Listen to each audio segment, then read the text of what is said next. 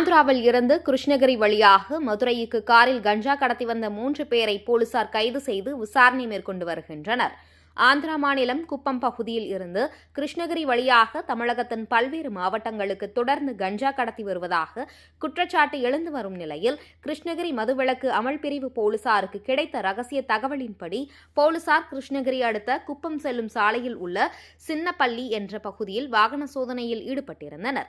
அப்பொழுது அந்த வழியாக வந்த ஆந்திரா பதிவு எண் கொண்ட டாடா சுமோ காரை நிறுத்தி சோதனை செய்தனர். அப்போது அந்த காரில் 100 கிலோ கஞ்சா கடத்தி வந்தது தெரிய வந்தது. மேலும் காரில் இருந்த மதுரை மாவட்டம் ஐயப்பட்டு கிராமத்தை சேர்ந்த வெள்ளப்பாண்டி, ஆந்திரா மாநிலம் சித்தூர் பகுதியை சேர்ந்த வேணுகோபால், கிருஷ்ணா என 3 பேரையும் கைது செய்தனர். மேலும் கடத்தலுக்கு பயன்படுத்திய கார் மற்றும் ஒரு இருசக்கர வாகனத்தையும் போலீசார் பறிமுதல் செய்து விசாரணை மேற்கொண்டு வருகின்றனர்.